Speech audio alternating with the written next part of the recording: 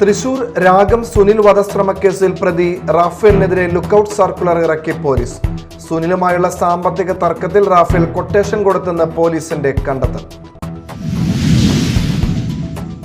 വെള്ളാങ്കല്ലൂർ പഞ്ചായത്തിലെ പാലപ്രക്കുന്നിൽ plastic gift ഉൽപ്പന്നങ്ങളുടെ നിർമ്മാണ യൂണിറ്റിനും ഗോഡൌണിനും തീപിടിച്ച് വൻ നാശനഷ്ടം. തീപിടുത്തത്തിൽ സമീപത്തെ വീടുകൾക്കും കേടുപാടുകൾ സംഭവിച്ചു. തീപിടുത്തമുണ്ടായ മാള പോസ്റ്റ് ഓഫീസ് പ്രവർത്തനം താൽക്കാലികമായി സമീപത്തുള്ള IST കെട്ടിടത്തിലേക്ക് മാറ്റി. തീപിടുത്തം ഷോർട്ട് സർക്യൂട്ട് കാരണമല്ല ഉണ്ടായതെന്ന് വിദഗ്ധരുടെ അഭിപ്രായം. നമസ്കാരം, ന്യൂസ് റൗണ്ടപ്പിലേക്ക് സ്വാഗതം. വിശദമായ വാർത്തകൾ നോക്കാം. തൃശൂർ രാഗം സുനിൽ വധശ്രമക്കേസിൽ പ്രതി റാഫേലിനെതിരെ ലുക്കൌട്ട് സർക്കുലർ ഇറക്കി പോലീസ്. പ്രവാസി വ്യവസായിയായ റാഫേലിനെതിരെയാണ് ലുക്കൌട്ട് സർക്കുലർ ഇറക്കിയത്. സുനിലുമായുള്ള സാമ്പത്തിക തർക്കത്തിൽ റാഫേൽ കൊട്ടേഷൻ കൊടുത്തെന്നാണ് പോലീസിന്റെ കണ്ടെത്തൽ. റാഫേലിനെ കണ്ടെത്താനുള്ള ശ്രമത്തിലാണ് പോലീസ്. ഇയാളുടെ പൊഴോലിപ്പറമ്പിലിന്റെ വീട്ടിൽ പോലീസ് പരിശോധന നടത്തുകയാണ്. നിലവിൽ ഇരിങ്ങാലക്കുടയിലെ വീട് പൂട്ടിയ നിലയിലാണ്. സിനിമാ നിർമ്മാതാവും ഇരിങ്ങാലക്കുടയിലെ തിയേറ്റർ ഉടമയുമാണ് റാഫേൽ. സുനിലുമായുള്ള സാമ്പത്തിക തർക്കത്തിൽ റാഫേൽ കൊട്ടേഷൻ കൊടുത്തെന്നാണ് പോലീസിന്റെ കണ്ടെത്തൽ. റാഫേലിനെ ഇന്ത്യയിൽ വിമാനമിറങ്ങിയാൽ പിടികൂടാനാണ് അന്വേഷണ സംഘത്തിന്റെ തീരുമാനം. എല്ലാ വിമാനത്താവളങ്ങളിലേക്കും ലുക്കൌട്ട് സർക്കുലർ ഇറക്കിയിട്ടുണ്ട്. തന്നെ വെട്ടിക്കൊല്ലാൻ സിജോയ്ക്ക് കൊട്ടേഷൻ നൽകിയത് റാഫേലാണെന്ന് സുനിൽ ആരോപിച്ചിരുന്നു. സിനിമാ വിതരണത്തിലെ സാമ്പത്തിക ഇടപാടിനെ ചൊല്ലി റാഫേലുമായി തർക്കമുണ്ടായി. 1 വർഷം മുൻപ് സിജോ ഭീഷണിപ്പെടുത്തിയത് റാഫേൽ പറഞ്ഞിട്ടാണ്. സിജോയും റാഫേലും 1 വർഷം മുമ്പത്തെ കേസിൽ കൂട്ടുപ്രതികളാണ്. സുനിലിനെ വെട്ടിയ കേസിൽ റിമാൻഡിലാണ് സിജോ. ഇരിങ്ങാലക്കുട മാസ് തിയേറ്റർ ഉടമയാണ് റാഫേൽ പൊഴോലിപ്പറമ്പിൽ. സുനിലിനെ വെട്ടിയ 2 ഗുണ്ടകൾ കഴിഞ്ഞ ദിവസം പിടിയിലായിരുന്നു. ആലപ്പുഴ കരുവാറ്റ സ്വദേശികളായ ആദിത്യനും ഗുരുദാസുമാണ് പിടിയിലായത്. സുനിലിന്റെ ഡ്രൈവറെ ഇടം കൈ കൊണ്ട് വെട്ടിയത് ആദിത്യനായിരുന്നു. ഗുണ്ടകൾക്ക് കൊട്ടേഷൻ നൽകിയ സിജോ നേരത്തെ പിടിയിലായിരുന്നു. 1 വർഷം മുൻപ് തിയേറ്ററിൽ വന്ന സുനിലിനെ ഭീഷണിപ്പെടുത്തിയ കേസിൽ പ്രതിയാണ് സിജോ. കൂടാതെ ഗുണ്ടകൾക്ക് കാറുകൾ തരപ്പെടുത്തിയ 3 പേരും പിടിയിലായിരുന്നു. 3 ലക്ഷം രൂപയ്ക്ക് പ്രവാസി വ്യവസായിയാണ് കൊട്ടേഷൻ നൽകിയത്. Media time, Thrissur. വെള്ളാങ്കല്ലൂർ പഞ്ചായത്തിലെ പാലപ്രക്കുന്നിൽ പ്ലാസ്റ്റിക് ഗിഫ്റ്റ് ഉൽപ്പന്നങ്ങളുടെ നിർമ്മാണ യൂണിറ്റിനും ഗോഡൌണിനും തീപിടിച്ച് വൻ നാശനഷ്ടം. മച്ചിങ്ങത്ത് ഷൈജുവിന്റെയും വാത്യാട്ട് ധനേഷിന്റെയും ബിസിനസ് യൂണിറ്റുകളാണ് പൂർണ്ണമായും കത്തിനശിച്ചത്. തീപിടുത്തത്തിൽ സമീപത്തെ വീടുകൾക്കും കേടുപാടുകൾ സംഭവിച്ചിട്ടുണ്ട്. വ്യാഴാഴ്ച വൈകിട്ട് 5:30 ഷൈജുവിന്റെ ഗോഡൌണിനാണ് ആദ്യം തീപിടിച്ചത്. പിന്നീട് സമീപത്തുള്ള നിർമ്മാണ യൂണിറ്റിലേക്കും ഗോഡൌണുകളിലേക്കും പടരുകയായിരുന്നു. 2 പേരുടെയും നിർമ്മാണ യൂണിറ്റുകൾ അടുത്തടുത്താണ്. ഷോർട്ട് സർക്യൂട്ടാണ് അപകട കാരണമെന്നാണ് പ്രാഥമിക നിഗമനം. നാട്ടുകാരുടെ നേതൃത്വത്തിൽ തീ കെടുത്താൻ ശ്രമിച്ചെങ്കിലും നിയന്ത്രിക്കാനാകാത്ത വിധം ആളിപ്പടരുകയായിരുന്നു. തുടർന്ന് കൊടുങ്ങല്ലൂർ, മാള, ഇരിങ്ങാലക്കുട, ചാലക്കുടി, തൃശൂർ എന്നിവിടങ്ങളിൽ നിന്നായി അഗ്നിരക്ഷാസേനയുടെ സംഘങ്ങൾ എത്തി 4 മണിക്കൂറോളം പരിശ്രമിച്ചാണ് തീ കെടുത്തിയത്. ക്രിസ്മസ്, പുതുവർഷം എന്നിവ മുന്നിൽ കണ്ട് വിൽപ്പനയ്ക്കെത്തിച്ച ഒട്ടേറെ ഉൽപ്പന്നങ്ങൾ കത്തിനശിച്ചു. നാശനഷ്ടം എത്രയെന്ന് കണക്കാക്കിയിട്ടില്ല. തീപിടുത്തത്തിൽ സമീപത്തെ വീടുകൾക്കും കേടുപാടുകൾ സംഭവിച്ചിട്ടുണ്ട്. പുതുക്കാട്ടിൽ ഗിരീഷിന്റെ വീട്ടിലെ ഭിത്തിക്ക് വിള്ളലുണ്ടായിട്ടുണ്ട്. ടാങ്ക്, ജനാലയുടെ ചില്ലുകൾ എന്നിവയും തകർന്നു. ഇരിങ്ങാലക്കുട പോലീസ് സ്ഥലത്തെത്തി. Media time, Vellangallur. തീപിടുത്തമുണ്ടായതിനെ തുടർന്ന് പ്രവർത്തനം തടസ്സമായ മാള പോസ്റ്റ് ഓഫീസ് താൽക്കാലികമായി സമീപത്തുള്ള IST കെട്ടിടത്തിലേക്ക് മാറ്റി. പോസ്റ്റ് ഓഫീസ് കെട്ടിടത്തിൽ കഴിഞ്ഞ ദിവസമുണ്ടായ അഗ്നിബാധയെ തുടർന്ന് ആദ്യം പ്രവർത്തനം താൽക്കാലികമായി അഷ്ടമിച്ചിറ പോസ്റ്റ് ഓഫീസിലേക്ക് മാറ്റിയിരുന്നു. ഇതിനിടെ തീപിടുത്തം ഷോർട്ട് സർക്യൂട്ട് കാരണമല്ല ഉണ്ടായതെന്നാണ് വിദഗ്ധരുടെ അഭിപ്രായം. ഇക്കഴിഞ്ഞ 20-ാം തീയതി രാത്രിയിലാണ് മാള പോസ്റ്റ് ഓഫീസ് കെട്ടിടത്തിൽ തീപിടുത്തമുണ്ടായത്. കെട്ടിടത്തിന്റെ പുറകുവശത്താണ് തീപിടുത്തം ഉണ്ടായത്. രാവിലെ 6 മണിയോടെ പോസ്റ്റ് ഓഫീസ് കെട്ടിടത്തിന്റെ പുറകുവശത്ത് നിന്ന് പുക ഉയരുന്നത് കണ്ട നാട്ടുകാരാണ് ഫയർഫോഴ്സിനെ വിവരമറിയിച്ചത്. ഉടൻ തന്നെ മാള ഫയർഫോഴ്സ് സംഘം സ്ഥലത്തെത്തി തീ നിയന്ത്രണ വിധേയമാക്കിയതിനാൽ കൂടുതൽ നാശനഷ്ടങ്ങൾ ഒഴിവായി. എങ്കിലും തീപിടുത്തത്തിൽ പോസ്റ്റ് ഓഫീസിലെ ചില പ്രധാനപ്പെട്ട ഫയലുകളും രേഖകളും ജനറേറ്ററും കത്തിനശിച്ചു. ഷോർട്ട് സർക്യൂട്ടാണ് തീപിടുത്തത്തിന് കാരണമെന്നായിരുന്നു പ്രാഥമിക നിഗമനം. ഫോറൻസിക് വിദഗ്ധരും സ്ഥലത്ത് പരിശോധന നടത്തിയിരുന്നു. അതിനിടയിലാണ് ഷോർട്ട് സർക്യൂട്ട് തീപിടുത്തത്തെ തള്ളി വൈദ്യുതി വിതരണ രംഗത്തെ വിദഗ്ധർ രംഗത്തെത്തുന്നത്. പോസ്റ്റ് ഓഫീസ് കെട്ടിടത്തിലെ തീപിടുത്തം മണ്ണെണ്ണ കൊണ്ട് ഉണ്ടായതാകാമെന്നും തുടർന്ന് ഇലക്ട്രിക് ഉപകരണങ്ങളിലേക്ക് പടർന്നതാകാമെന്നും വിദഗ്ധർ ചൂണ്ടിക്കാട്ടുന്നു. പുറകുവശത്തെ കെട്ടിടത്തിലാണ് മണ്ണെണ്ണ വിളക്ക് ഉപയോഗിച്ച് സീലിംഗ് പ്രവർത്തികൾ നടക്കുന്നത്. അവിടെ സൂക്ഷിച്ച മണ്ണെണ്ണയിൽ നിന്ന് തീ പടർന്നുവോ എന്ന് ഇനി വ്യക്തമാക്കേണ്ടത് ഫോറൻസിക് സംഘമാണ്. അതിനിടെ പോസ്റ്റ് ഓഫീസ് പ്രവർത്തനം താൽക്കാലികമായി സമീപത്തുള്ള IST കെട്ടിടത്തിലേക്ക് മാറ്റി. Media time, Mala. കൊടുങ്ങല്ലൂരിൽ 2 മുൻ പോലീസ് ഉദ്യോഗസ്ഥർ തദ്ദേശ തെരഞ്ഞെടുപ്പ് ഗോതയിൽ. ഇരുവരും താമസിക്കുന്ന അതേ വാർഡിൽ തന്നെയാണ് മത്സരിക്കുന്നത്. തങ്ങളെ അറിയുന്ന ജനങ്ങൾ പൂർണ്ണ പിന്തുണ നൽകുമെന്നുള്ള വിശ്വാസമാണ് ഉദ്യോഗസ്ഥരായിരുന്ന KK രാധാകൃഷ്ണനും വിചിത്രൻ തേവാലിക്കുമുള്ളത്. 3 പതിറ്റാണ്ട് പോലീസ് സേവനത്തിന്റെ പരിചയസമ്പത്തുമായി 2 മുൻ പോലീസ് ഉദ്യോഗസ്ഥരാണ് തദ്ദേശ തെരഞ്ഞെടുപ്പ് ഗോതയിൽ എത്തിയിരിക്കുന്നത്. നഗരസഭ 19-ാം വാർഡ് എൽത്തുരുത്തിൽ മത്സരിക്കുന്ന LDF സ്ഥാനാർത്ഥി KK രാധാകൃഷ്ണൻ റിട്ടയർഡ് SI ആണ്. DYFI മേത്തല പഞ്ചായത്ത് സെക്രട്ടറിയായിരിക്കെയാണ് പോലീസ് സേനയിൽ ജോലി ലഭിച്ചത്. 31 വർഷത്തെ പോലീസ് സേവനത്തിന് ശേഷം വീണ്ടും രാഷ്ട്രീയത്തിൽ സജീവമായി. മുൻ നഗരസഭാ ചെയർപേഴ്സൺ KB മഹേശ്വരിയാണ് ഭാര്യ. നഗരസഭ 38-ാം വാർഡ് പറമ്പിക്കുളങ്ങര വാർഡിലെ LDF സ്വതന്ത്ര സ്ഥാനാർത്ഥി തേവാലിൽ വിചിത്രൻ SI ആയിരുന്നു. 30 വർഷത്തെ പോലീസ് സേവനത്തിന് ശേഷം വടക്കേക്കര പോലീസ് സ്റ്റേഷനിൽ നിന്നുമാണ് വിരമിച്ചത്. ഇരുവരും താമസിക്കുന്ന അതേ വാർഡിൽ തന്നെയാണ് മത്സരിക്കുന്നത്. തങ്ങളെ അറിയുന്ന ജനങ്ങൾ പൂർണ്ണ പിന്തുണ നൽകുമെന്നുള്ള വിശ്വാസമാണ് KK രാധാകൃഷ്ണനും വിചിത്രൻ തേവാലിക്കും ഉള്ളത്. Media time, Kodungallur. മറ്റു വാർത്തകൾ ഒറ്റനോട്ടത്തിൽ. മാള മടത്തുംപടി ജഡ്ജിമുക്കിൽ ഓട്ടോറിക്ഷ നിയന്ത്രണം വിട്ട് അപകടത്തിൽപ്പെട്ടു. ഓട്ടോറിക്ഷ ഡ്രൈവറെയും യാത്രക്കാരിയെയും പരിക്കുകളോടെ മാള ബിലീവേഴ്സ് NCH മെഡിസിറ്റി ആശുപത്രിയിൽ പ്രവേശിപ്പിച്ചു. പുത്തൻവേലിക്കര സ്വദേശി ഒറവൻതുരുത്തി ദിനേശൻ, പുത്തൻവേലിക്കര സ്വദേശിനി ഒറക്കോടത്ത് സത്യഭാമ എന്നിവർക്കാണ് പരിക്കേറ്റത്. ദേശീയ സ്കൂൾ കായികമേളയിൽ ഹൈജമ്പിൽ വെങ്കലം കരസ്ഥമാക്കി പൊയ്യ പൂപ്പത്തി സ്വദേശിനി.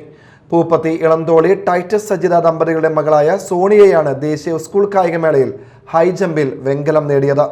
ആളൂർ EMHSലെ വിദ്യാർത്ഥിനിയാണ് സോണിയ.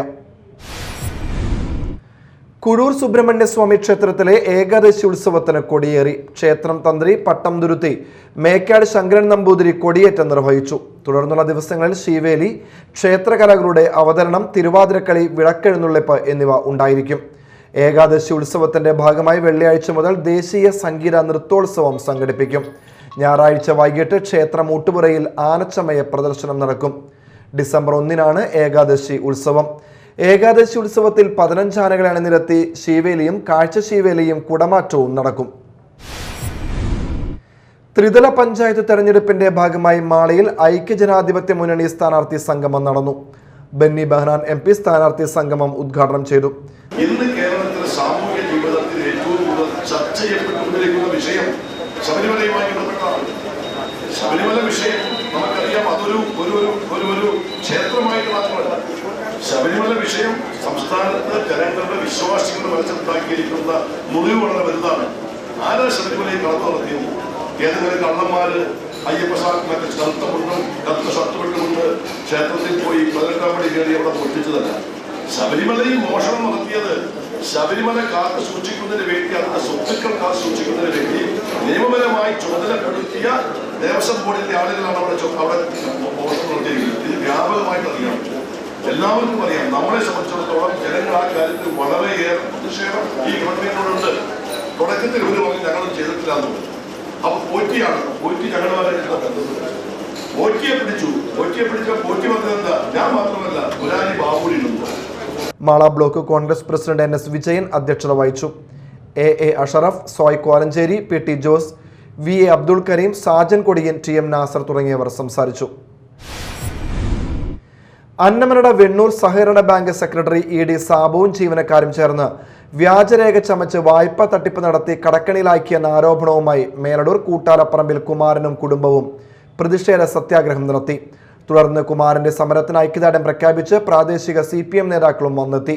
ഒരു 3 പതിറ്റാണ്ടായി ഇവിടെ നടക്കുന്നത് പറയുന്നത് കൊടുക്കൊള്ളയാണ്.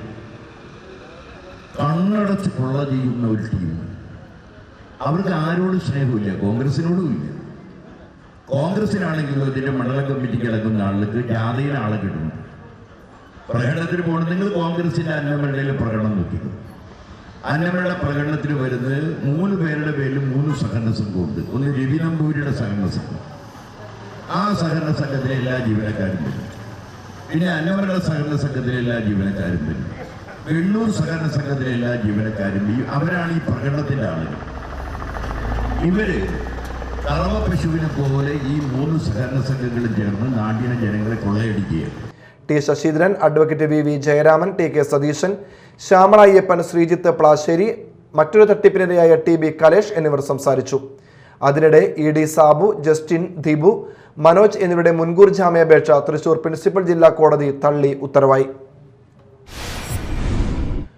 പോലീസ് ഉദ്യോഗസ്ഥരുടെ ഔദ്യോഗിക കൃത്യനിർവഹണം തടസ്സപ്പെടുത്തിയ കേസിലെ പ്രതി അറസ്റ്റിൽ. പാവറട്ടി കാക്കശ്ശേരി സ്വദേശി കൊമ്പൻ വീട്ടിൽ എബിൻ ജോൺസണെയാണ് കൊടകര പോലീസ് അറസ്റ്റ് ചെയ്തത്. 26-ന് കൊടകര ഷഷ്ടിയോടനുബന്ധിച്ച് കാവടി സെറ്റുകൾ കൊടകര ടൗണിൽ പ്രവേശിക്കുന്ന സമയത്ത് ഹൈവേയിൽ നിന്നും വാഹനങ്ങൾ കൊടകര ഭാഗത്തേക്ക് പോകരുതെന്നുള്ള നിയമാനുസൃത ആജ്ഞ അനുസരിക്കാതിരിക്കുകയും കൊടകര SHOയെയും മറ്റ് പോലീസ് ഉദ്യോഗസ്ഥരെയും തള്ളിമാറ്റിയെന്നുമാണ് കേസ്. Kodakara police station SHO Das PK, GSA Baby, GSPOമാരായ പ്രതീഷ്, പ്രശാന്ത്, CPO ഷെയ്ഖ് ഇബ്രാഹിം എന്നിവരാണ് പ്രതിയെ അറസ്റ്റ് ചെയ്ത അന്വേഷണ സംഘത്തിലുണ്ടായിരുന്നത്. നോർത്ത് കുത്തിയതോടെ പുത്തൻപള്ളിയിൽ വിശുദ്ധ ഫ്രാൻസിസ് സേവ്യറുടെ ദർശന തിരുനാളിന് കൊടിയേറി. നവംബർ 27 മുതൽ ഡിസംബർ 2 വരെയാണ് തിരുനാൾ. പൊതു ആരാധന, ദിവ്യകാരുണ്യ പ്രദക്ഷിണം എന്നിവയ്ക്ക് ശേഷം ഫാദർ ജിമ്മി പൂച്ചക്കാട്ട് കൊടിയേറ്റം നിർവഹിച്ചു. ശനിയാഴ്ച വൈകിട്ട് രൂപം എഴുന്നള്ളിപ്പ്, കുർബാന, തിരുനാൾ പ്രദക്ഷിണം എന്നിവ നടക്കും. നവംബർ 30 തിരുനാൾ ദിന പാട്ടുകുർബാനയ്ക്ക് ഫാദർ ഷാജി തെക്കേക്കര കാർമ്മികത്വം വഹിക്കും. ഡിസംബർ 1-ന് മിഖായേൽ മാലാഖയുടെ തിരുനാൾ ആഘോഷിക്കും. നിരോധിച്ച വലകൾ ഉപയോഗിച്ച് കടലിൽ തീരത്തോട് ചേർന്ന് അനധികൃത മീൻപിടുത്തം നടത്തിയ 2 ബോട്ടുകൾ ഫിഷറീസ് മറൈൻ എൻഫോഴ്സ്മെന്റ് സംഘം പിടികൂടി. കമ്പനിക്കടവ് ഫിഷ് ലാൻഡിംഗ് സെന്ററിന് തൊട്ട് പടിഞ്ഞാറ് ഭാഗത്തു നിന്നാണ് ബോട്ടുകൾ പിടിച്ചത്. എറണാകുളം മുനമ്പം സ്വദേശി ശശി എന്ന മോഹൻലാൽ, എറണാകുളം കുഞ്ഞിത്തൈ വലിയാറ വീട്ടിൽ ചാർലി മെൻസ് എന്നിവരുടെ ഉടമസ്ഥതയിലുള്ള ട്രൈറ്റൺ, എലോഹിക എന്നീ പേരിലുള്ള ബോട്ടുകളാണ് പിടിച്ചത്. ബോട്ടിലുണ്ടായിരുന്ന മത്സ്യം മുനക്കക്കടവ് ഹാർബറിൽ പരസ്യലേലം ചെയ്ത തുക 3,42,500 രൂപ സർക്കാരിലേക്ക് കണ്ടുകെട്ടി. മറ്റു ജില്ലകളിൽ നിന്ന് യാനങ്ങളാണ് കൂടുതലായി ഇത്തരത്തിൽ അനധികൃത മീൻപിടുത്തം നടത്തുന്നതെന്ന് പരമ്പരാഗത മത്സ്യത്തൊഴിലാളികൾ പറഞ്ഞു. ഭാരതീയ വിദ്യാനികേതൻ തൃശ്ശിവപേരൂർ ജില്ലാ കലോത്സവത്തിന് ചാലക്കുടി വ്യാസ വിദ്യാനികേതനിൽ തുടക്കം കുറിച്ചു. ഭാരതീയ വിദ്യാനികേതൻ തൃശൂർ ജില്ലാ അധ്യക്ഷൻ KS ജയചന്ദ്രൻ അധ്യക്ഷനായിരുന്നു. പ്രസിദ്ധ നാടൻ പാട്ടുകലാകാരി പ്രസീത ചാലക്കുടി കലോത്സവം ഉദ്ഘാടനം ചെയ്തു. ഭാരതീയ വിദ്യാനികേതൻ സംസ്ഥാന സെക്രട്ടറി ശ്രീകാന്ത് ഗുരുബരം കലോത്സവ സന്ദേശം നൽകി. ഭാരതീയ വിദ്യാനികേതൻ സംസ്ഥാന സെക്രട്ടറി സൗമ്യ സുരേഷ്, തൃശൂർ ജില്ലാ secretary MB Vinod, Jagadguru trust chairman G Padmanabhaswamy, school manager U Prabhakaran, school ക്ഷേമ സമിതി പ്രസിഡന്റ് ഗംഗാധരൻ AK, മാതൃസമിതി പ്രസിഡന്റ് ശ്രുതി ഷൈനോ എന്നിവർ സംസാരിച്ചു. ചാലക്കുടി പോട്ട ലിറ്റിൽ ഫ്ലവർ പള്ളിയിൽ വിശുദ്ധ കാർലോ അക്യൂട്സിന്റെ തിരുശേഷിപ്പ് പ്രതിഷ്ഠ ഞായറാഴ്ച നടക്കുമെന്ന് വികാരി ഫാദർ ടോം ആളിയേക്കൽ വാർത്താ സമ്മേളനത്തിൽ അറിയിച്ചു. രൂപതാ ഭവനിൽ നിന്നും അസീസിയിൽ നിന്നും കൊണ്ടുവന്ന തിരുശേഷിപ്പ് ബിഷപ്പ് പോട്ട ഇടവകയ്ക്ക് കൈമാറും. തുടർന്ന് വാഹനങ്ങളുടെ അകമ്പടിയോടെ ആളൂരിൽ എത്തിച്ചേരും. ഇവിടെ നിന്നും ഘോഷയാത്രയായാണ് തിരുശേഷിപ്പ് പള്ളിയിലേക്ക് കൊണ്ടുപോകുന്നത്. വാർത്താ സമ്മേളനത്തിൽ ഫാദർ റൈസൻ തട്ടിൽ, ഡേവിസ് മാളിയേക്കൽ, ജോൺസൺ പുത്തൻചിറക്കാരൻ, ബെന്നി മേലേപ്പുറം, സെബി പരേപ്പാടൻ എന്നിവരും സംബന്ധിച്ചു. ഇനി തിരഞ്ഞെടുപ്പ് പ്രത്യേക പരിപാടിയായ എൻ്റെ പഞ്ചായത്ത് കാണാം. ഇന്ന് എറിയാട് ഗ്രാമപഞ്ചായത്ത്.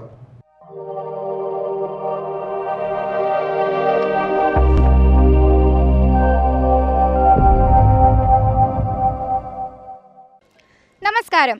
തൃശ്ശൂരിന്റെ പടിഞ്ഞാറും കൊച്ചിയുടെ വടക്കുമായി സ്ഥിതി ചെയ്യുന്ന തീരദേശ പഞ്ചായത്താണ് എറിയാട്. ഇന്ന് നമുക്ക് എറിയാട് ഗ്രാമപഞ്ചായത്തിന്റെ വിശേഷങ്ങൾ നോക്കാം. സ്വാഗതം, എൻ്റെ പഞ്ചായത്ത് എറിയാട്.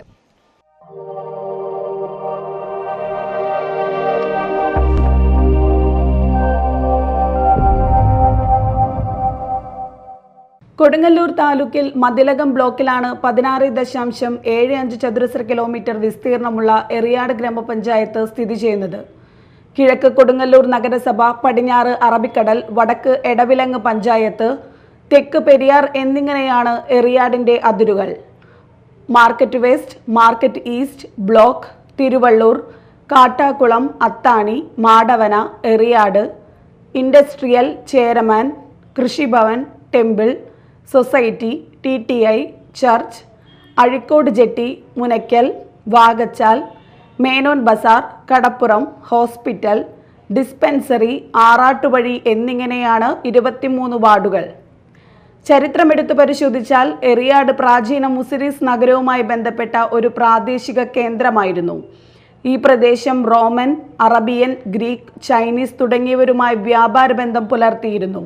കൊടുങ്ങല്ലൂരിനോടടുത്ത ഈ പ്രദേശം സമുദ്ര വ്യാപാരത്തിന്റെ ഒരു പ്രധാന കേന്ദ്രമായിരുന്നു.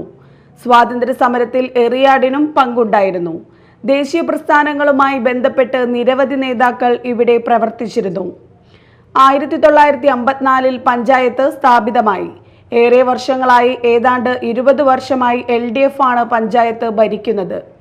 തീരദേശമുള്ളതിനാൽ ഉണ്ടാകുന്ന കടൽക്ഷോഭം ഉണ്ടാകുന്ന അവസ്ഥയിൽ പുനർഗേഹം പദ്ധതി ആവിഷ്കരിച്ചുകൊണ്ട് തീരദേശവാസികളെ പരിരക്ഷിക്കാൻ കഴിഞ്ഞു. കുടിവെള്ള വിതരണം കാര്യക്ഷമമാക്കി. 4250 ഗൃഹങ്ങളിലേക്ക് കുടിവെള്ള വിതരണം നടത്താൻ കഴിഞ്ഞുവെന്ന് പ്രസിഡന്റ് KP രാജൻ പറഞ്ഞു. ലൈഫ് പദ്ധതി പൂർണ്ണമാക്കി. സ്ത്രീ സുരക്ഷയ്ക്ക് പ്രാധാന്യം നൽകി.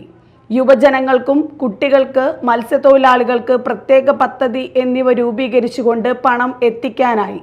പ്രസിഡന്റ് രാജൻ പറഞ്ഞു.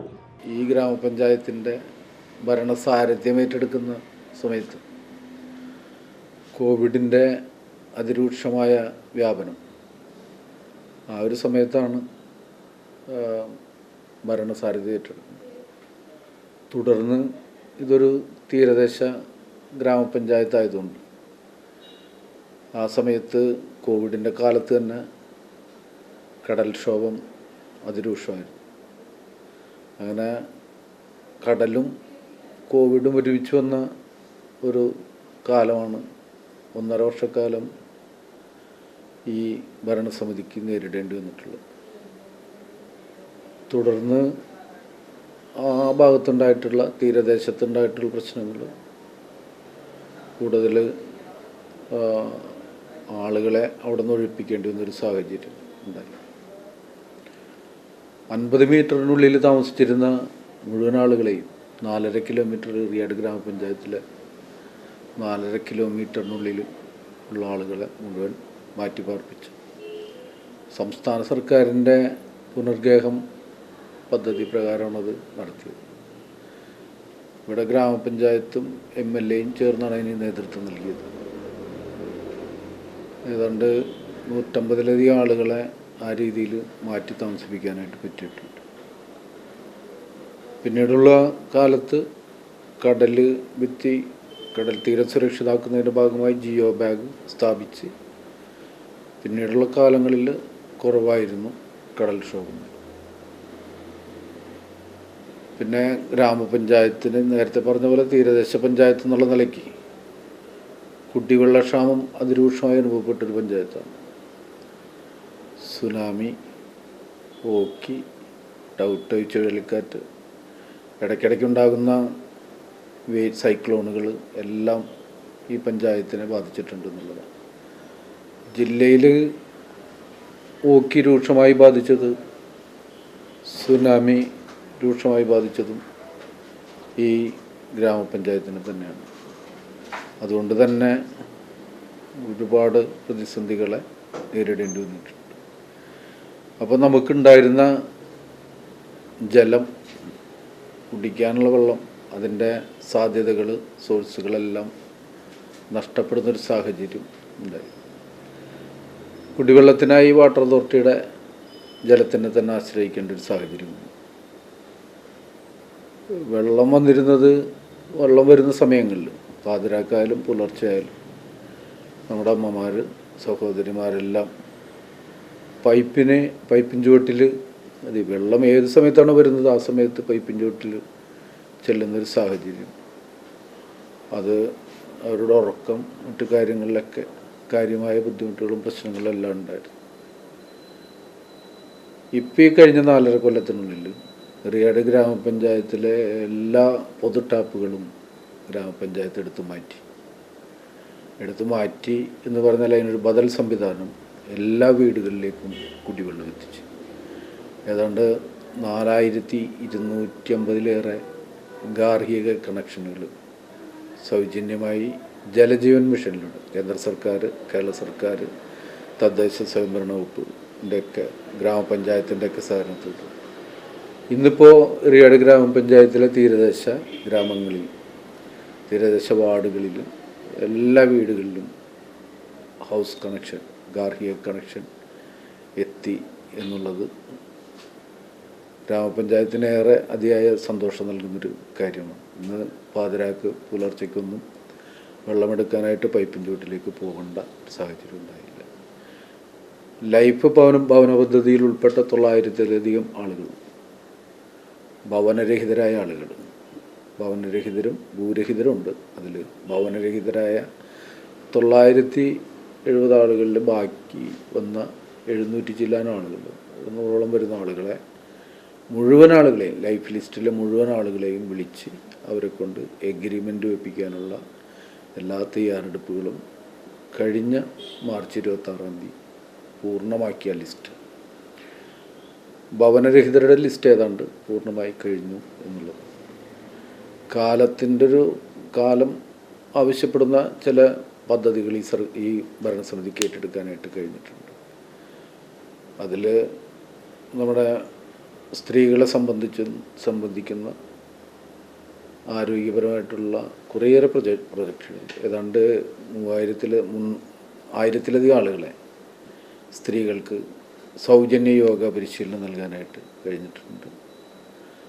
കൂടാതെ മെൻസ്ട്രൽ കപ്പ് എല്ലാവർക്കും വിതരണം ചെയ്യണമെന്നുള്ള നിലയ്ക്ക് തുടർച്ചയായിട്ട് അത് പദ്ധതിയായിട്ട് നടത്തിക്കൊണ്ടുവരുന്നുണ്ട്. സ്ത്രീകൾക്കുള്ള ഫിറ്റ്നസ് ക്ലബ്ബ് അതിൻ്റെ ഭാഗമായിട്ട് നടക്കുന്നുണ്ട്. കുട്ടികളെ സംബന്ധിക്കുന്ന നമ്മുടെ സ്കൂൾ വിദ്യാർത്ഥികൾക്ക് വേണ്ടി ചെസ് പരിശീലനം, ജില്ലയിൽ തന്നെ ആദ്യമായിട്ടാണ് ചെസ് പരിശീലന ക്യാമ്പ്, ഫുട്ബോൾ പരിശീലന ക്യാമ്പ്. കൂടാതെ ഇപ്പോൾ ഈ കാലഘട്ടത്തിൽ നീന്തൽ ഒരു വലിയ അറിയാത്ത കുട്ടികളുടെ പ്രശ്നം, അപ്പോൾ അത് മാറ്റാൻ നീന്തൽ പരിശീലന ക്യാമ്പ്. കായിക ലഹരിക്കായിട്ട് ഗ്രാമപഞ്ചായത്ത് 27 ലക്ഷം രൂപ ചെലവഴിച്ച് ഒരു ഗ്രൗണ്ട്, മൈതാനം, കുട്ടികൾ കളിക്കാനൊരു മൈതാനം, അങ്ങനെ ലൈറ്റിൻ്റെ കാര്യത്തിൽ എല്ലാ തെരുവുകളും പ്രകാശപൂരിതമായി കഴിഞ്ഞു. എല്ലാം പൂർത്തീകരിച്ചെന്നുള്ള അവകാശവാദമില്ല, എന്നാലും ഒരു പരിധിവരെ നമ്മൾ ഗ്രാമപഞ്ചായത്ത് ഒട്ടേറെ പദ്ധതികൾ കൂടുതലായിട്ട് ചെയ്തിട്ടുണ്ട്. ഓരോ വർഷവും മത്സ്യത്തൊഴിലാളികൾക്കായിട്ടുള്ള പദ്ധതികൾ, വനിതകൾക്കായിട്ടുള്ള പദ്ധതികൾ, എല്ലാ രംഗത്തും കഴിഞ്ഞ 24-25 വർഷത്തെ പദ്ധതികളിൽ 100% പണം ചെലവഴിക്കാനായിട്ട് സംസ്ഥാനത്ത് 66-ാം സ്ഥാനത്തും ജില്ലയിൽ 4-ാം സ്ഥാനത്തും പദ്ധതി പണം ചെലവഴിച്ച പഞ്ചായത്ത് എന്നുള്ള നിലയ്ക്ക് വന്നിട്ടുണ്ട്. വിപുലമായ ജനസംഖ്യയുള്ള പഞ്ചായത്താണ്. ഏതാണ്ട് 56,000-ഓളം വരുന്ന ജനങ്ങൾ, വലിയ 23 വാർഡുകൾ ഒക്കെ ഉള്ളൊരു ഗ്രാമപഞ്ചായത്താണ്, വലിയ പഞ്ചായത്താണ്. പദ്ധതികളൊരു എല്ലാം കഴിഞ്ഞ ഈ ഭരണസമിതിയുടെ 2 ഘട്ടങ്ങളിൽ പദ്ധതി പണം 100% പൂർണ്ണമായിട്ടും വിനിയോഗിക്കാൻ ഗ്രാമപഞ്ചായത്തിന് കഴിഞ്ഞു. ഗ്രാമപഞ്ചായത്ത് ഭരണസാരഥ്യം ഏറ്റെടുത്ത് തുടങ്ങിയ നാൾ മുതൽ എല്ലാ വർഷവും നികുതി പൂർണ്ണമായിട്ടും പിരിച്ചെടുക്കാനും കഴിഞ്ഞിട്ടുണ്ട്. തുടർന്ന് വരുന്ന ഭരണസമിതികൾ ഈ പദ്ധതികൾ കൂടുതൽ മുന്നോട്ട് കൊണ്ടുപോകാനായിട്ട് കഴിയും. ചില പ്രതിസന്ധികളും നൂലാമാലകളിലൊക്കെ കുടുങ്ങിക്കിടന്നിരുന്ന വാതക ശ്മശാനം ഏതാണ്ട് പൂർത്തിയായി ഉദ്ഘാടനത്തിന് തയ്യാറെടുത്ത് നിൽക്കുന്നു. ഗ്രാമപഞ്ചായത്തിൻ്റെ നേതൃത്വത്തിലുള്ള ഇൻഡസ്ട്രിയൽ എസ്റ്റേറ്റ് അതിൻ്റെ മുഴുവൻ പണികളും പൂർത്തീകരിച്ച് ആളുകൾക്ക് കൈമാറാനുള്ള തയ്യാറെടുപ്പിലാണ്. ഉദ്ഘാടനത്തിന് തയ്യാറെടുത്ത് നിൽക്കുകയാണ്. ഗ്രൗണ്ടും അതുപോലെ തന്നെ ആയുർവേദ ആശുപത്രിയിലെ ഫിസിയോതെറാപ്പി സെൻറ്റർ നവീകരിച്ച് എല്ലാവിധ ഉപകരണങ്ങളോടും കൂടി അതിൻ്റെ ഉദ്ഘാടനത്തിന് തയ്യാറെടുത്ത് നിൽക്കുകയാണ്. അങ്ങനെ ഒട്ടനവധി പദ്ധതികൾ ഉദ്ഘാടനത്തിന് തയ്യാറെടുത്ത് നിൽക്കുന്ന ഗ്രാമപഞ്ചായത്താണ്. കുടിവെള്ളത്തിൻ്റെ കാര്യത്തിൽ കൈവരിച്ച നേട്ടം ഏറ്റവും സന്തോഷകരമായ ഒരു കാര്യമാണ് മാത്രം. എന്നാൽ ഭവനരഹിതരെയും ഭൂമിയില്ലാത്തവരെയും കണ്ടഭാവം നടിക്കാത്ത ഭരണസമിതിയാണ് എറിയാടിനെ നയിച്ചതെന്ന് പ്രതിപക്ഷം കുറ്റപ്പെടുത്തി. ഗ്രാമീണ റോഡുകൾ തകർന്നു കിടക്കുകയാണ്. വെള്ളക്കെട്ട് പരിഹരിക്കാൻ നടപടിയുണ്ടായില്ല. ഹാർബർ റോഡ് പോലും സഞ്ചാരയോഗ്യമല്ല എന്നും പ്രതിപക്ഷം പറയുന്നു. എറിയാട് എന്ന് പറയുന്ന തുടക്കത്തിൽ പറഞ്ഞ മാതിരി തന്നെ തീരദേശ പഞ്ചായത്താണ്. ഏറ്റവും കൂടുതൽ ജനസംഖ്യ ഉള്ളൊരു പഞ്ചായത്താണ്. 2011 കന്യാകുമാരി കണക്കനുസരിച്ചിട്ട് തന്നെ 46,000 ജനസംഖ്യ. കൊടുങ്ങല്ലൂർ മുനിസിപ്പാലിറ്റിനേക്കാൾ കൂടുതൽ ജനസംഖ്യയുള്ളൊരു പഞ്ചായത്ത്, അതിൻ്റെ ഒരു തിക്ക് പോപ്പുലേഷനാണ്. അതുകൊണ്ട് തന്നെ ആവശ്യങ്ങൾ ഒരുപാട് കൂടുതലാണ്. ഇപ്പോൾ കടലുമായി ബന്ധപ്പെട്ട് കടൽ ഭിത്തിയോട് ചേർന്ന് കുറേ ആളുകളെയൊക്കെ അവിടെ നിന്ന് മാറ്റി താമസിപ്പിച്ചിട്ടുണ്ട്. പക്ഷേ കടൽ ഭിത്തി നിർമ്മാണം ഒന്നും ചെയ്തിട്ടില്ല. കടൽ ഭിത്തിയുടെ അറ്റകുറ്റപ്പണി തീർക്കുകയും കടൽ ഭിത്തി നശിച്ചു പോയ ഒരുപാട് സ്ഥലങ്ങളുണ്ട്. അത് ഭിത്തി കെട്ടി സംരക്ഷിക്കുകയും ചെയ്യാതെ ജിയോ ബാഗ് എന്ന പേരിൽ കുറേ സാധനം കൊണ്ടിടുക. ഒരു വർഷം നിൽക്കൂല. ലക്ഷക്കണക്കിന് രൂപ താൽക്കാലിക സംവിധാനം എന്ന നിലയിൽ ജിയോ ബാഗ് കൊണ്ടിടുകയും പക്ഷേ കടൽ ഭിത്തിയുടെ പുനർനിർമ്മാണം നടത്താതിരിക്കുകയും ചെയ്യുന്ന വളരെ ദുഃഖകരമായ അവസ്ഥയാണ്. ശരിക്കും കടപ്പുറത്ത് നമുക്ക് ചെന്നാൽ അറിയാം, അവിടെ ഒരു ശ്മശാന മൂകതയാണിപ്പോൾ. അതുപോലെ തന്നെ അറപ്പാമുനക്കൽ എറിയാട് പഞ്ചായത്തിൻ്റെ തെക്കേ അതിര് മുതൽ എടവിലങ്ങ് പഞ്ചായത്തിൻ്റെ അതിർത്തി വരെ നിൽക്കുന്ന അറപ്പാമുനക്കൽ 4 കിലോമീറ്റർ ദൂരം ഒരു റോഡുണ്ടായിരുന്നു. ആ റോഡ് ഇന്ന് പല ഭാഗത്തും ഇല്ല. ആ റോഡ് നശിച്ചു പോയിക്കാണ്. കടലാക്രമണത്തിൻ്റെ രൂക്ഷത മൂലം ആ റോഡ് നശിച്ചു പോയി. അവിടെ ആ റോഡ് പുനർനിർമ്മിക്കാൻ നമുക്ക് സാധിച്ചിട്ടില്ല. അത് വലിയ അപാകതയാണ്. ആ പ്രദേശത്തുള്ള ആളുകൾക്ക് അത്യാവശ്യ കാര്യങ്ങൾക്കൊന്ന് ആശുപത്രി സംബന്ധമായും പ്രായമായ ആളുകൾക്കൊക്കെ പോകണമെന്നുണ്ടെങ്കിൽ ആ റോഡ് പുനർനിർമ്മിക്കാൻ നമുക്ക് സാധിച്ചിട്ടില്ല. അതുപോലെ തന്നെ ഫിഷിംഗ് ഹാർബറുമായി ബന്ധപ്പെട്ടുകൊണ്ട് ഇപ്പം മുനമ്പത്തേക്കാൾ കൂടുതൽ മത്സ്യത്തൊഴിലാളികൾ ആശ്രയിക്കുന്ന അഴീക്കോട് ഭാഗത്ത് അവർക്ക് യാതൊരു അടിസ്ഥാന സൗകര്യവുമില്ല. ഇപ്പോൾ ഹാർബർ പ്രവർത്തിക്കുന്ന തന്നെ സ്വകാര്യ വ്യക്തിയുടെ സ്ഥലത്ത് അവരുടെ ഔദാര്യത്തിലാണ് ഇപ്പോൾ പ്രവർത്തിക്കുന്നത്. അതിനുവേണ്ടി സ്ഥലം എടുത്തിട്ടുണ്ട്, ഡ്രഡ്ജിങ് നടത്തി സ്ഥലം നികത്തിയിട്ടിട്ടുണ്ട്. പക്ഷേ അവിടേക്ക് പോകുന്ന ഒരു റോഡ് ഉണ്ടാക്കാൻ പോലും നമുക്ക് സാധിച്ചിട്ടില്ല, പഞ്ചായത്തിന് സാധിച്ചിട്ടില്ല.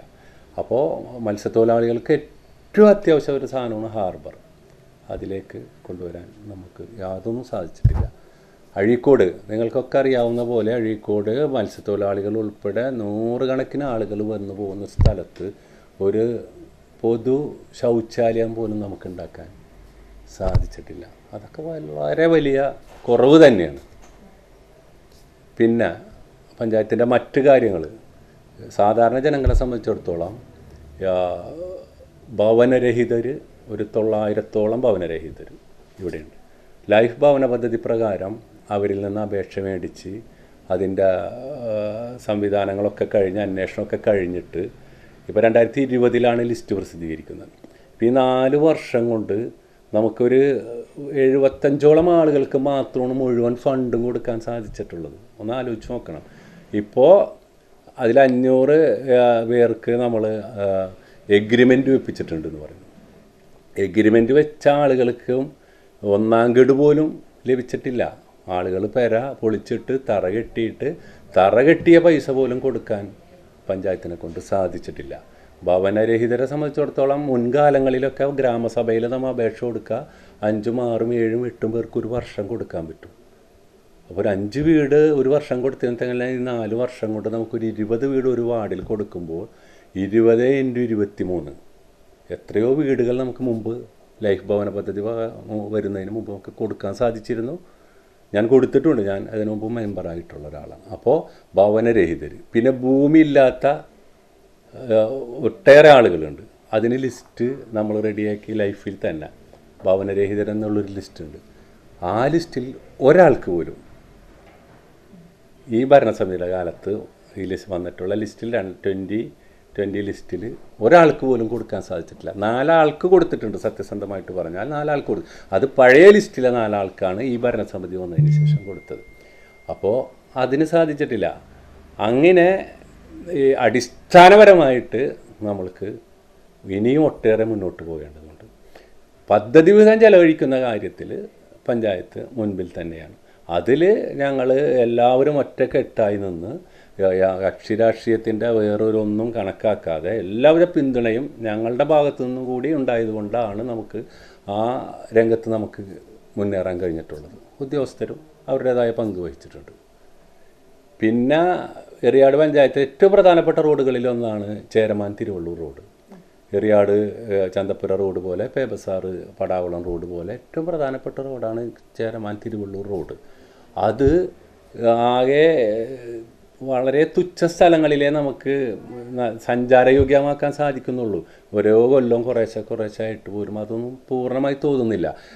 MLA ഒക്കെ പല പഞ്ചായത്തുകളിലും MLA റബ്ബറൈസ്ഡ് റോഡുകൾ നമ്മളുടെ തൊട്ടടുത്ത പഞ്ചായത്തുകളിലൊക്കെ കൊടുത്തിട്ടുണ്ട്. പക്ഷെ ഒരു റോഡ് പോലും ഈ PWD റോഡ് സ്വാഭാവികമായി ഇപ്പോൾ എല്ലാം റബ്ബറൈസ്ഡ് ചെയ്യുന്നതല്ലാതെ ഇത്തരം ചെറിയ റോഡുകൾ ചെയ്യുന്ന കൂട്ടത്തിൽ ഇതൊന്നും ചെയ്യാൻ ഫണ്ട് തരുന്നു പോലുമില്ല. അതൊക്കെ വലിയ ഇപ്പം യാത്ര ഏറ്റവും കൂടുതൽ വണ്ടികൾ ഉപയോഗിക്കുന്ന ആളുകൾ, തിരക്ക് കുറഞ്ഞ ഭാഗത്തേക്ക് പോകുന്ന ആളുകൾ. പക്ഷെ അവർക്കൊക്കെ ഏറ്റവും കൂടുതൽ എളുപ്പത്തിൽ കൊടുങ്ങല്ലൂരിലേക്ക് ആശുപത്രി ആയാലും മറ്റെല്ലാ കാര്യങ്ങൾക്കും പോകാൻ ഉപയോഗിക്കാൻ ചേരമാൻ തിരുവള്ളൂർ റോഡ് സഞ്ചാരയോഗ്യമാക്കാൻ നമുക്ക് സാധിച്ചിട്ടില്ല. അതുപോലെ തന്നെയാണ് നമ്മളുടെ ഏറ്റവും വലിയ പ്രശ്നം വെള്ളക്കെട്ടാണ്. ആ വെള്ളക്കെട്ട് പരിഹരിക്കുന്നതിന് ഏറ്റവും പ്രധാനമായിട്ട് നിൽക്കുന്നത് 2 തോടുകളാണ്. ഒന്ന് ടിപ്പു സുൽത്താൻ റോഡിൻ്റെ പടിഞ്ഞാറ് ഭാഗത്തുള്ള ബ്ലാങ്ങാച്ചാൽ തോടും, ഒന്ന് എറിയാട് KVHSനോട് കിഴക്ക് ഭാഗത്തുള്ള പെരുന്തോട്, വലിയ തോട്. ഈ 2 തോട് എറിയാട് പഞ്ചായത്തിലൂടെ ഒഴുകുന്നത് 5 കിലോമീറ്ററോളമാണ് ഓരോ തോട്.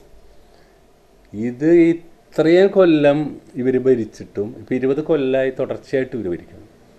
അത് 2 സൈഡ് കെട്ടി ഒന്ന് സംരക്ഷിക്കാൻ സാധിച്ചിട്ടില്ല. 4.5 കിലോമീറ്റർ വരുന്ന ദൂരം 2 സൈഡ് കെട്ടി പണ്ട് ജലഗതാഗതം ഉണ്ടായിരുന്ന വലിയ തോടുകളാണ് ഇതൊക്കെ. അത് സാധിച്ചിട്ടില്ല.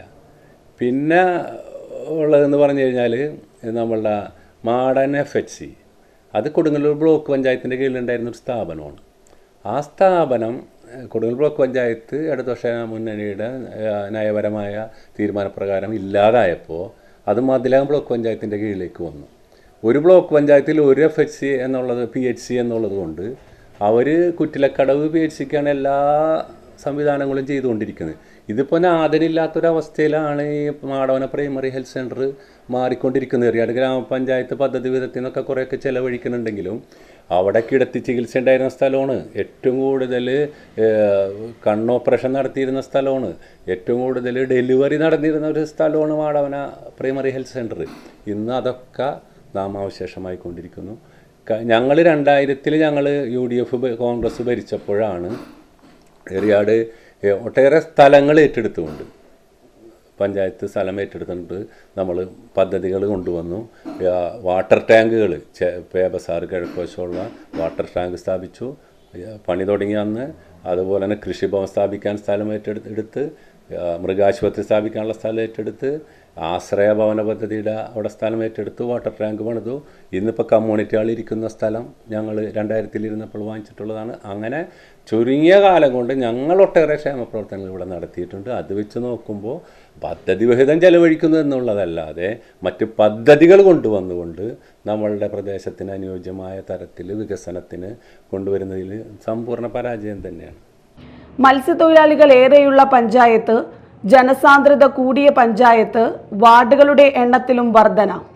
എറിയാട് നേരിടുന്ന വെല്ലുവിളികൾ അവധാനതയോടെ കാണേണ്ടതുണ്ട്, സമീപിക്കേണ്ടതുണ്ട്. അതിനായുള്ള ഒരു പഞ്ചായത്ത് ഭരണസമിതി എറിയാടുണ്ടാകുമെന്ന് പ്രത്യാശിക്കാം. തീരദേശത്തിന്റെ സ്പന്ദനങ്ങൾ ഉറ്റുനിൽക്കുന്ന എറിയാട് ഇരു കൂട്ടർക്കും കാര്യങ്ങൾ പറയാൻ ഏറെയാണ്. ഇതാ ആർത്തിരുമ്പുന്ന കടല് പോലെ. നാളെകൾ പ്രതീക്ഷയുടെയും വികസനത്തിന്റെയും പുത്തൻ തോണികളേറട്ടെ എന്ന പ്രത്യാശയോടെ നിർത്തട്ടെ. മറ്റൊരു പഞ്ചായത്തുമായി അടുത്ത എപ്പിസോഡിൽ കാണാം. നന്ദി, നമസ്കാരം.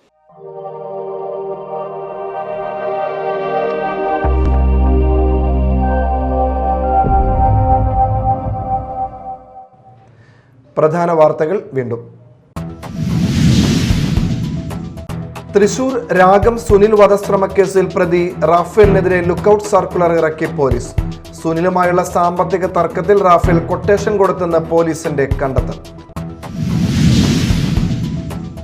വെള്ളാങ്കല്ലൂർ പഞ്ചായത്തിലെ പാലപ്രക്കുന്നിൽ പ്ലാസ്റ്റിക് ഗിഫ്റ്റ് ഉൽപ്പന്നങ്ങളുടെ നിർമ്മാണ യൂണിറ്റിനും ഗോഡൌണിനും തീപിടിച്ച് വൻ നാശനഷ്ടം.